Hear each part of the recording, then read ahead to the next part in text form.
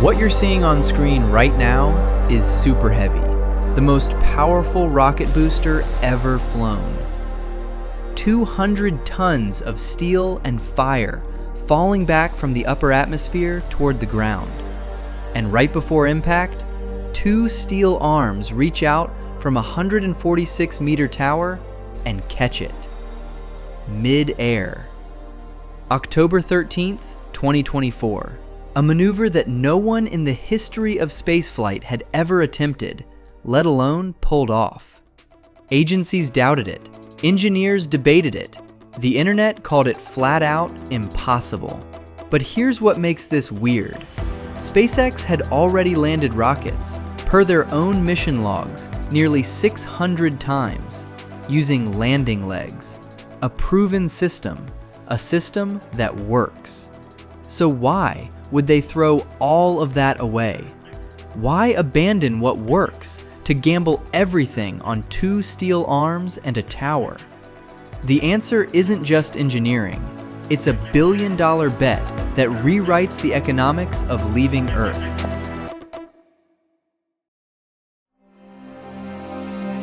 To understand why SpaceX abandoned landing legs, you first need to understand what landing legs actually cost. Not in dollars, but in weight.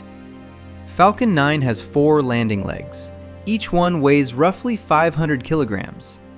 Actually, closer to 480 depending on the variant, but let's call it 500.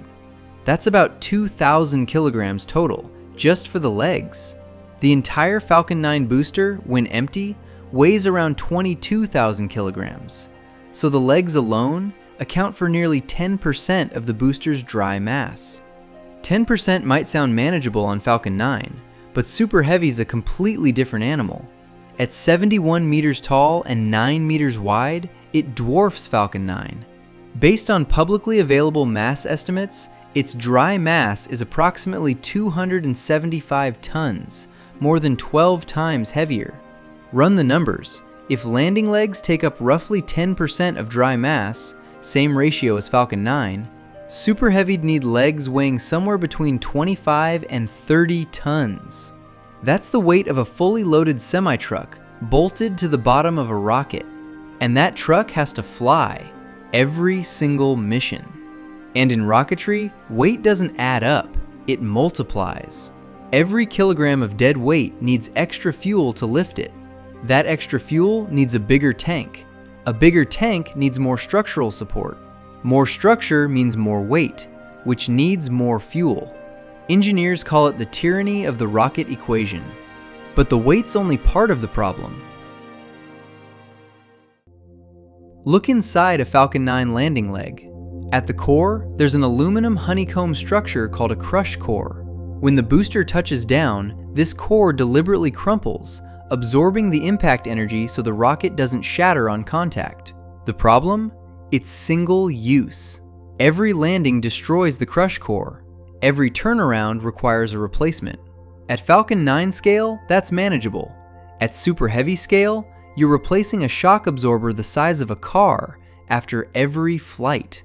And this is where SpaceX's core design philosophy kicks in, a principle Elon Musk repeats constantly. The best part is no part. If you can eliminate a component entirely, you eliminate its weight, its failure modes, its maintenance, and its cost, all at once. So the legs had to go. But removing 25 tons of dead weight, that only solves the first problem. The second one's something no engineer can solve by cutting parts. It's time.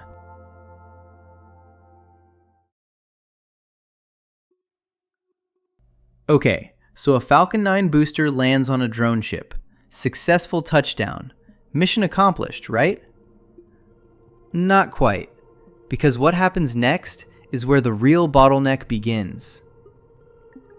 First, you wait for weather. Then a tugboat tows the Droneship back to port.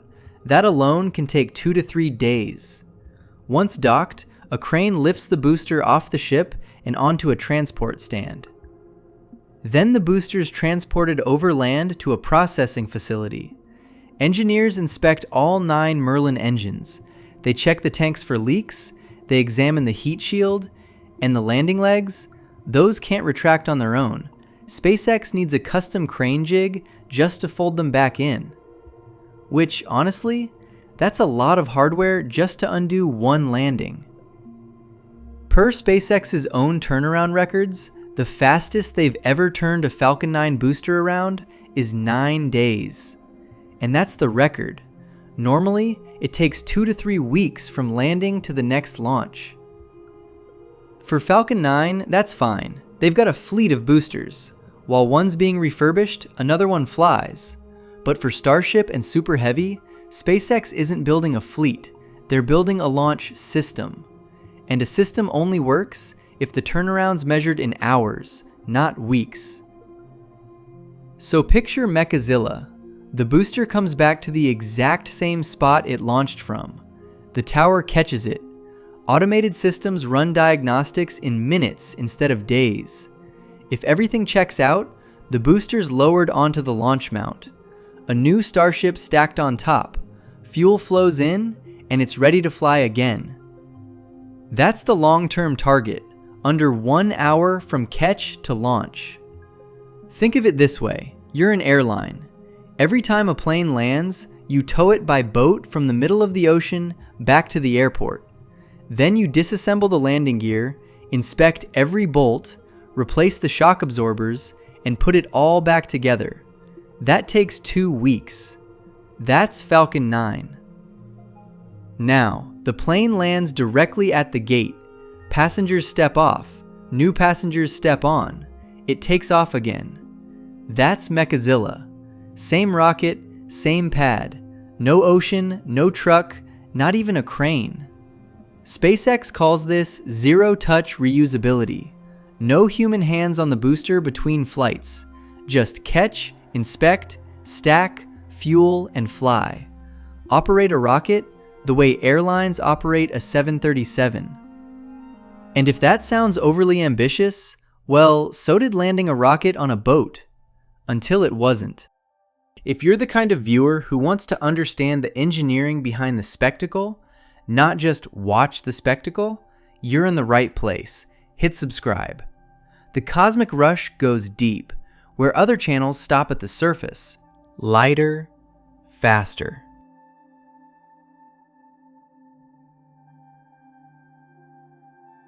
But there's one more reason SpaceX ditched the legs, and this one's hiding inside the rocket itself. Here's something most people don't realize. Landing legs aren't just legs. They're an entire ecosystem of components that comes with them.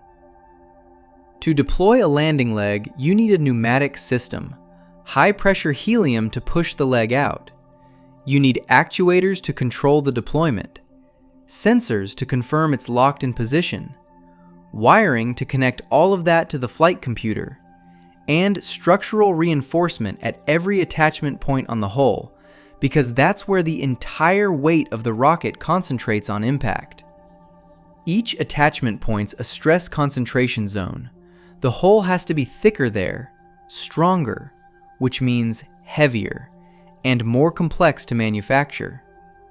4 legs means 4 reinforced zones, 4 potential weak points that engineers have to design around, inspect after every flight, and worry about for the lifetime of the vehicle. Remove the legs, and all of that disappears. No actuators, no helium system, no crush cores, no sensors, no wiring, not even the reinforced zones. The hull becomes a clean, uniform cylinder, simpler to build, faster to inspect, and cheaper to produce. This isn't just about saving weight anymore, it's a manufacturing philosophy. Every part you remove is one less thing that can break, one less thing to inspect, one less supplier in the chain, one less reason a launch gets delayed. Now, the honest caveat. SpaceX didn't eliminate complexity, they moved it. All the precision, all the engineering, all the risk of catching a 200-ton booster, that's now on the tower. Mechazilla isn't a simple machine, but here's the key difference. The tower never leaves the ground. The booster does hundreds of times. So if you have to choose where to put the complexity, you put it on the thing that doesn't have to survive re-entry. 3 reasons to kill the landing legs, but all 3 only matter if you can actually catch a 71-meter, 200-ton booster falling from the sky.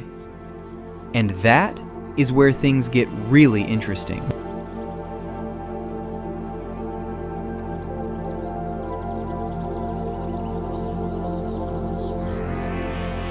So, how do you actually catch a rocket? Let's start with the tower itself. Mechazilla stands roughly 146 meters tall, taller than the Statue of Liberty, pedestal included. Mounted on its frame are 2 steel arms, each approximately 36 meters long, give or take, depending on which iteration you're looking at. SpaceX calls them chopsticks. These arms ride on a carriage system. Electric motors and steel cables move them up and down the tower. They can open, close, and adjust position with precision measured in centimeters. But here's the part most people get wrong. The booster doesn't aim straight at the tower on its way down. That'd be insane. If anything goes wrong, you destroy your entire launch infrastructure. Instead, the booster targets a point near the tower. Only when every single catch-commit criterion's met, engine health, position, velocity, tower readiness, does the booster shift its trajectory toward the arms. To thread that needle, the booster uses a layered guidance system. GPS gives it global position. An inertial measurement unit tracks acceleration and rotation. Onboard cameras and LiDAR provide close-range spatial awareness. All of that data is fused in real time, and the flight computer makes corrections dozens of times per second. Steering through the atmosphere, the booster relies on grid fins, but not the titanium ones you've seen on Falcon 9. Super Heavy uses welded stainless steel. Heavier, yes, but far cheaper, and they handle the heat just fine. Based on SpaceX's latest configuration, the current design uses 3 fins instead of 4, each about 50% larger than the previous generation. Now, the moment of contact. On the booster's inner stage, there are structural hardpoints called catch pins. These pins slot into catch rails on the chopstick arms. The arms close around them, and the booster's held. But it's not a hard grab. The catch rails are equipped with hydraulic pistons and pneumatic dampers that absorb the remaining kinetic energy. Think of it less like catching a baseball and more like a controlled cradle. The arms don't stop the booster, they decelerate it gently over a short distance. And what if something goes wrong? SpaceX designed for that too. If any catch-commit criterion fails at the last moment, the booster automatically diverts away from the tower and executes a controlled splashdown in the Gulf of Mexico. This isn't theory. On November 19, 2024, Flight 6, the tower's automated health check flagged an issue just seconds before the catch. The abort triggered instantly. The booster diverted and splashed down safely. No tower damage, no explosion. The system worked exactly as designed, just not the way anyone wanted. So SpaceX chose to move all the complexity to the ground, build a tower, build the arms, and trust the software. But across the industry, not everyone agrees. One company in particular is betting on the exact opposite approach.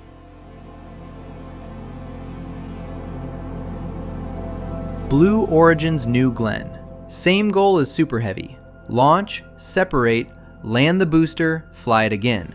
But their solution's fundamentally different. New Glenn keeps its landing legs, 6 of them, hydraulic. The booster carries them all the way up and all the way back down. Instead of returning to the launch site, the booster lands on a ship, a converted cargo vessel called Jacqueline, stationed hundreds of kilometers downrange in the Atlantic. No tower, no arms, just legs and a landing pad on a boat. On January 16, 2025, New Glenn flew for the first time. The upper stage reached orbit successfully. But the booster lost during descent. The landing attempt failed. And that's worth noting because it shows that landing legs at this scale aren't a solved problem either. SpaceX proved tower catching works. Blue Origin hasn't yet proven ship landing works at New Glenn's size. Both approaches carry risk. SpaceX moves complexity to the ground, but depends on a single tower. Blue Origin keeps complexity on the rocket, but can land anywhere there's a ship. Neither approach is wrong. They're different answers to the same engineering question, but only one of them allows a turnaround measured in hours. And as far as the economics go, that difference is everything.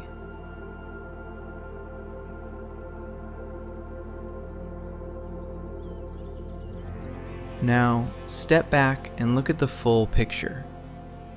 Remove the legs. You save 25 tons of dead weight. That weight becomes payload. More payload means lower cost per kilogram. Lower cost attracts more customers. More customers mean more flights. More flights generate more landing data. More data means higher catch precision. Higher precision means faster turnaround. Faster turnaround means even more flights. And yeah, it just keeps going. This isn't a feature list, it's a compounding loop. Each improvement feeds the next.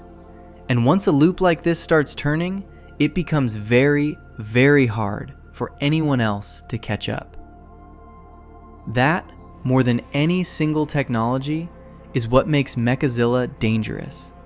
Not the arms, not the tower, the loop.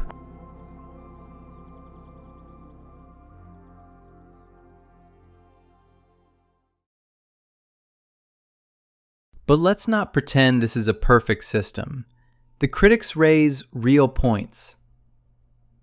First, single point of failure. If the tower's damaged, SpaceX can't launch or catch. With Falcon 9 and landing legs, you can land on any flat surface. With Mechazilla, you need that specific tower at that specific site. Second, cost. Building a 146-meter launch and catch tower isn't cheap. That's a massive infrastructure investment before you've caught a single booster. SpaceX's answer? Build more towers. A second tower's already under construction at Starbase. And the math works differently at scale. If each tower supports hundreds of flights per year, the cost per flight drops dramatically. And the abort system? Flight 6 proved it works. This isn't all or nothing. It's high-stakes engineering with a safety net.